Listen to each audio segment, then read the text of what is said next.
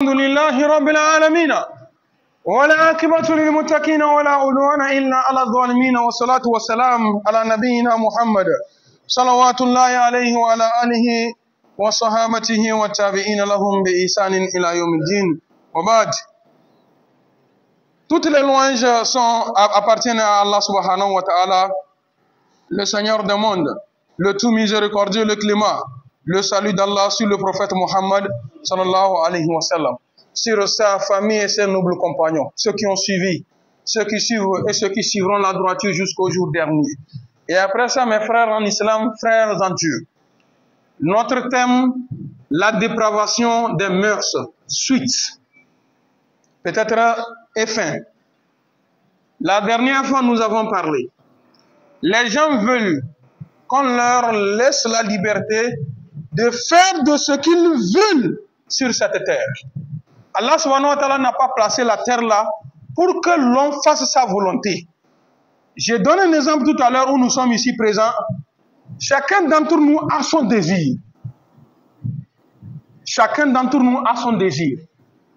Si tout le monde veut faire son désir dans cette mosquée là, il n'y a pas de loi. Chacun n'a qu'à faire de ce qu'il veut dans cette mosquée là. Fils Sabilillah, est-ce que nous pouvons faire la prière des Juma ici? Bon, pourquoi vous voulez qu'on va laisser chacun faire ce qu'il veut sur la terre? Allah subhanahu wa ta'ala nous a dit, Kul ya Muhammad sallallahu alayhi wa sallam. Toi Muhammad, dis aux gens, Fasiru fil ard, sillonnez la terre. Fanzuru kayfa kana akibatu allazina min qablikum.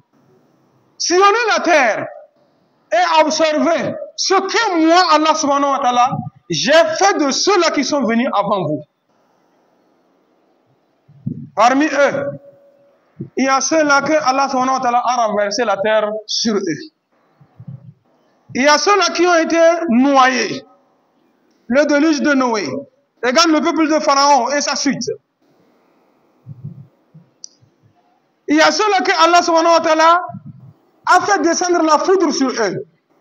Il y a ceux-là que Allah subhanahu wa ta'ala a envoyé un vent violent. Tous ont été tués par la volonté d'Allah subhanahu wa ta'ala.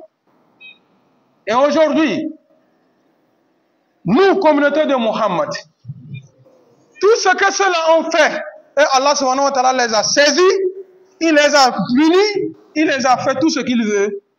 Nous avons réuni tous ces péchés-là aujourd'hui dans la communauté de Muhammad en fait. Et la vie continue.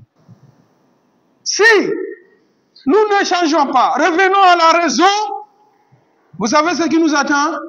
La punition d'Allah subhanahu wa ta'ala. Et il ne faudrait pas que l'on attende que Allah subhanahu wa ta'ala va envoyer encore l'ange qui va venir renverser la terre. Allah subhanahu wa ta'ala nous dit que ces soldats sont multiples. Et vous ne pouvez pas connaître les soldats d'Allah. Il y a celui qu'on appelle Namrud. Namrud, c'était un roi. Le premier roi qui s'est déifié, c'est-à-dire il dit qu'il est Dieu. Lui, il a demandé à ce qu'on lui construise des étages plutôt. Des étages où il va aller rencontrer Dieu face à face. Ils vont se quereller. Malgré tout ce qu'il a fait, Dieu n'a pas envoyé un ange pour le tuer. Quelle était sa punition? Un petit soldat parmi tant d'autres que Dieu l'a donné. C'est quel soldat? Le moustique. Le moustique que, quand il gêne dans la chambre, tu peux allumer ton ventilo. Numéro 2 ou bien 3. Il va aller se mettre à l'écart là. C'est le moustique qui est venu, Namrud, par son nez comme ça, le moustique est monté dans son cerveau. Un moustique va rentrer dans le nez et vivre encore. Mais pour Allah subhanahu wa ta'ala, pour nous montrer de quoi lui il est capable, le moustique vit en paix dans son cerveau là-bas. De temps à autre, le moustique commence par lui gêner. Il n'est pas libre. Il est gêné. Les chaussures que vous connaissez là, le bas de chaussures, c'est ce qu'on prend pour taper sur la tête de Namrud pour calmer le moustique. Le jour où Allah subhanahu wa ta'ala a décidé qu'il va mourir, c'est un de ces notables, il a demandé de qu'est-ce qu'il peut faire pour calmer ce moustique-là. Lui, il a dit que non, c'est simple. Parce que lui-même s'est déjà dégoûté de lui. C'est simple. Le bâton là, quand je vais taper sa force sur ta tête là, le moustique là va mourir. Il a frappé la tête sur sa tête de bébé. On va te taper un bois sur la tête et puis tu vas vivre encore. C'est ce qu'il a mené. Allah subhanahu wa ta'ala est capable de tout. Et je nous rappelle, les frères, arrêtons d'accuser qui que ce soit. Accusons nous-mêmes. Allah subhanahu wa ta'ala nous dit que Zahar al-fasada fil barri wal bahar. Le mal s'est répandu dans des eaux et sur la terre, sur la rive. Qui a mené ça? C'est ce que les gens même, hommes et de vous-même, vos propres mains, vous avez cherché pour poser sur la terre. Aujourd'hui, tout le monde crie la pauvreté. Les pauvres crient. J'ai dit, les riches crient. Qu'en est-il des pauvres? Aujourd'hui, Allah subhanahu wa ta'ala a remporté toutes les bénédictions. Avant, sur un quart de terrain, on peut faire le maïs, le sorgho, le haricot et consort. C'est sur ce quart de terrain que les gens vont manger. C'est de cette nourriture qu'ils vont manger jusqu'à l'année prochaine. Aujourd'hui, qu'est-ce qui se passe? C'est à l'aide des tracteurs, des machines, que des gens font des hectares. Après 6 mois, après 6 mois de récolte, tu vas voir la personne au marché. Qui veut quoi? Que je vais acheter de la nourriture au marché. Il n'y a plus la bénédiction. La bénédiction est partie. Pourquoi cette bénédiction-là, elle est partie? Ce que nous-mêmes nous avons cherché. Voilà le droit chemin. Tout le monde dit que non, on n'a qu'à laisser chacun vivre sa vie. Quand nous serons devant Allah subhanahu wa ta'ala, il va nous juger et c'est fini. Mais est-ce que Allah subhanahu wa ta'ala va attendre jusqu'à notre mort? Dieu lui-même nous dit, craignez les tentations de Dieu. Lorsque la colère de Dieu va s'abattre sur un peuple, ça ne va pas s'arrêter à seulement celui qui l'a cherché. Même les innocents sont touchés. Et la fois dernière, je vous ai donné un exemple d'un fou. Ici à Dapaon, il y a un nom qu'on l'a surnommé, il n'aime pas. Les gens lui provoquent. Un jour, quelqu'un l'a appelé de ce nom-là, il n'a pas voulu. Il a ramassé le caillou comme ça, il a fui. Quand le gars a jeté le caillou sur le vitre de quelqu'un, c'est cassé. Il a cassé la vitre de quelqu'un. C'est ce qui se passe. Est-ce que c'est celui-là qui a cherché? C'est l'innocence à toucher. C'est comme ça cette vie-là. Quand nous cherchons du mal sur cette terre, c'est des innocents qui vont récolter. Aujourd'hui, tout le monde se dit que non, on n'a qu'à laisser chacun faire ce qu'il veut. C'est la raison pour laquelle que vous remarquez sur la terre, c'est le désordre. Dites-moi au nom de Dieu, dans nos familles, combien sont ces filles à l'âge de 14 à 18 ans qui ne connaissent pas l'homme? Si on nous demande de chercher une fille vierge aujourd'hui, qui a 15 ans, 16 ans, 17 ans, on peut trouver. Qu'est-ce qui n'a pas marché? Qui a mérité? On a dit de laisser chacun vivre sa vie, non? Voilà ce que ça donne. Voilà, une fille de 14 ans a mis... Des filles de 14 ans mettent au monde les enfants. Mais un parent remarque la démarche de sa fille. Il dit que la lourde que ma fille a apprise, ça ne peut pas donner une bonne chose. Elle a 14 ans ou bien 15 ans. Elle a plusieurs hommes. Le papa, pour éviter la honte, il décide d'appeler l'homme. Viens, on va te marier. On appelle Kim, Pim, Pim. Allô? On est en train de faire un mariage d'une fille qui n'a pas encore l'âge de 18 ans. On arrête le mariage. Mais une fille peut tomber enceinte à l'âge de 14 ans, 15 ans, et la vie continue. C'est rien. Allahu Akbar. C'est pourquoi vous voyez que la fornication, les vieux sont dedans, les jeunes sont dedans, les enfants sont dedans, le connaisseur est dedans, l'ignorant est dedans. Même aujourd'hui, il y a des gens qu'on ne compte même pas, ils sont dedans. Parce que c'est devenu maintenant à la mode. Quand quelqu'un dans le quartier, quelqu'un enceinte une fille, c'est rien. Jusqu'à il est arrivé que quand la fille tombe enceinte d'un homme, ce n'est pas un problème en famille. La maman se prend en charge, elle s'engage, elle s'occupe du bébé. Pendant que celle-ci qui s'est mariée, on ne la regarde pas de cette façon. Elle s'est mariée, La maman ne porte pas l'enfant de sa fille qui s'est mariée, qui va la voir toujours avec le bébé de sa fille qu'on a engrossi. C'est une manière de l'épauler. Moi, j'étais enfant, mais j'ai vu, on a chicoté nos grands frères parce qu'ils ont couché avec des filles. Ils n'ont pas accepté, parce qu'ils ont couché avec des filles. Pour la dernière fois que j'ai vu mon grand-père, c'est un chef du village, faire le jugement sur la grossesse. Qu'un frère a grossi une fille dans le palais de mon grand-père, ce n'était pas facile. J'ai dit, ce n'était pas facile. On chicote l'homme parce qu'il a accepté une fille. Et tout le monde a peur d'accepter une fille. Aujourd'hui, c'est quoi? C'est pas ce qui est à la mode. Jusqu'à la devise est venue maintenant que je ne peux pas... je ne peux pas acheter une voiture sans les tester. Ou bien sans la tester. Je ne veux pas courir au risque. D'abord, il faut tester, voir si ça peut aller. Ah, voilà. Les filles aussi.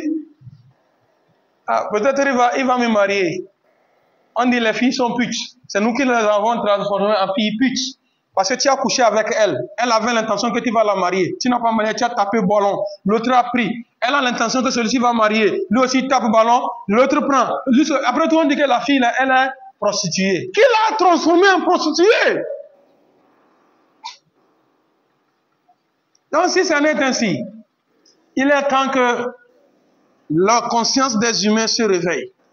Si nous disons que non, on n'a qu'à laisser chacun vivre sa vie, wallah summa billahi. Le temps que Allah subhanahu wa ta'ala devrait nous réserver pour vivre, wallah, ça ne peut pas atteindre là-bas quand Allah subhanahu wa ta'ala va nous ramener vers lui. Parce que quand il y a trop de désordre sur la terre, Allah subhanahu wa ta'ala lave sa terre pour amener d'autres personnes. Après, écoutez ce que nous, alayhi salatu wa salam, disait. Inna arsalna nuhan ila qawmihi an anzir qawmaka min qabli an yatiyahum adhabun alim. Qala ya qawmi inni lakum nadhirun mubin an ibudu allaha wattaquhu wa ati'un yaghfir lakum min dhunubikum wa yu'akhirukum ila ajalin musamma. Allah subhanahu wa ta'ala wa yu'akhirukum ila ajalin musamma.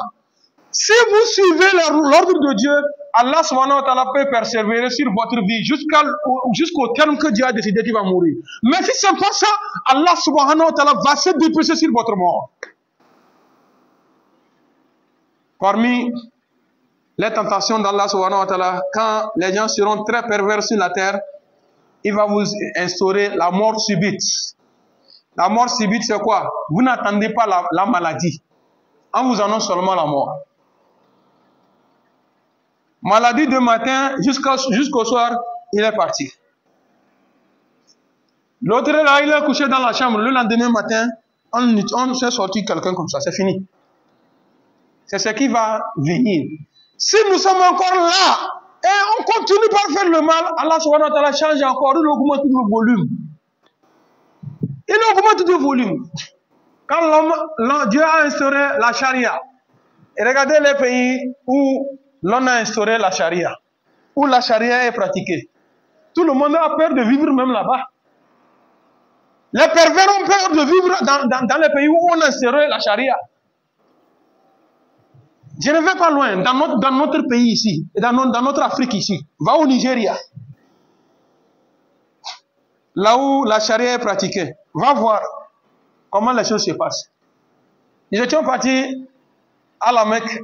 Arrivé à Médine, on a fait une semaine. Après une semaine, on est parti à la Mecque. Nous sommes arrivés en même temps à la Mecque, descendre. Voilà quelqu'un qui criait, j'ai perdu mon sac. Dans le sac, il y a 600 000. Et les héros que vous connaissez là, beaucoup d'héros dedans. Ils se lamentaient. Les agents de voyage lui disent, non, monsieur, calme-toi. On va t'amener ton sac. Et donc, non, calme-toi, on va t'amener ton sac. Voilà, après 3 jours, j'ai dit après 3 jours, on a ramené son sac avec son argent et tout. On a demandé, tout y est? Oui, alhamdulillah. Si c'est ici. Si tu es quelqu'un dessus pour arracher, wallahi, J'ai dit wallahi. Il est sur sa moto. L'appareil tombe comme ça. Il a su que l'appareil est tombé. Il revient pour prendre l'appareil. Quelqu'un a pris, il dit que non, lui l'a ramassé. Il ne donne pas. J'ai dit, il n'est pas allé quelque loin. Il est revenu pour récupérer son appareil. Il dit que lui l'a ramassé. Pour prendre son appareil, il doit payer. Toi, si c'est lui-là qui ramassait le sac là. Mais qu'est-ce qu'il a fait et puis ceci là, ça se trouve là-bas. Pourquoi? Parce qu'il y a la charia. Quand tu voles, on te coupe la main. Quand tu es marié, tu fais la fornication, on te lapide. Les gens sont là-bas, ils veulent le faire. Mais à cause de la loi qui est posée là-bas, là, personne ne veut s'approcher. Personne ne veut s'approcher. Mais nous nous sommes dit que, aïe, là, les musulmans, là, c'est trop barbare. La charia, là, c'est trop barbare. Donc, on a qu'à faire comment? Il dit que quand quelqu'un vole, on a qu'à le déposer à quelque part où on va le nourrir pendant un temps et après tout le libérer. Dans la prison là-bas, il se forme correctement. Avant là, il volait les petits non. Maintenant, à la sortie, maintenant, il fait un effort pour trouver une arme sur lui. Donne ou bien je te tue. Tu choisis quoi? Si c'est toi, tu vas choisir quoi? Tu donnes. D'autres même donnent. Après qu'il a donné, on le tue. Mais si c'est que, oh, si je vole, on va me couper la main. Quelqu'un marche avec un pilon. C'est-à-dire, on a déjà coupé ça, reste pilon, non? Il marche avec pilon. Toi, tu sais que celui-là, il a volé et puis on l'a fait ça. Toi, tu vas aller voler encore. Tu ne vas pas t'approcher. Mais nous avons dit que non, c'est trop barbare. Maintenant, on veut quoi? Il dit que non, c'est ça. Droit de la femme, droit de l'enfant. La perversité s'est amplifiée. Les gens ont fait la fornication, dépassé le niveau de la fornication. Vous savez maintenant la loi que le papa a donnée, non? On bénit le mariage homosexuel, les femmes lesbiennes. Où allons-nous? Je vous jure au nom de Dieu, les prêtres, les pasteurs africains se sont opposés. Quelle a été la réponse du pape? Et là, leur dit que non, derrière même, le christianisme, ce n'est pas pour eux.